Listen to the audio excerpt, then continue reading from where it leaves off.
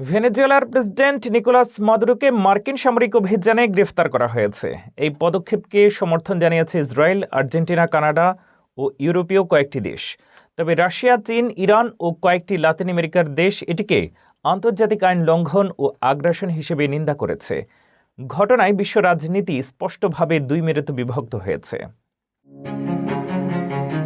ভেনেজুয়েলার president Nicolas মাদুরোকে মার্কিন সামরিক অভিযানে গ্রেফতার করার ঘটনায় বিশ্ব রাজনীতি এখন দৃঢ়ভাবে দুই মেরুতে বিভক্ত।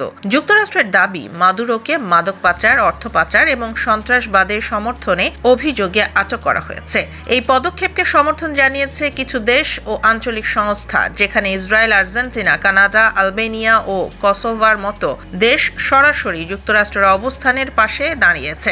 ইসরায়েলি পররাষ্ট্রমন্ত্রী বলেছেন, মাদুরোর মতো একজন স্বৈর শাসক ও মাদক কারবারির পতন বিশ্ব নিরাপত্তার জন্য জরুরি ছিল।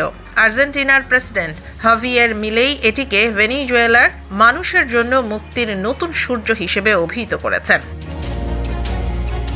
ইউরোপীয় ইউনিয়ন, যুক্তরাজ্য ও ফ্রান্স সরাসরি অভিযানের প্রশংসা না করলেও মাদুরোর কোনো গণতান্ত্রিক বৈধতা ছিল না বলে মন্তব্য করেছে। ফরাসি প্রেসিডেন্ট ইমানুয়েল ম্যাক্রো বলেছেন, ভেনেজুয়েলার মানুষ স্বৈর শাসক থেকে মুক্তি পেয়েছে। এছাড়া লাতিন আমেরিকার আঞ্চলিক সংস্থা OAS-ও দ্রুত অন্তর্বর্তীকালীন সরকার গঠনের আহ্বান জানিয়ে যুক্তরাষ্ট্রের অবস্থানের পরোক্ষ সমর্থন করেছে।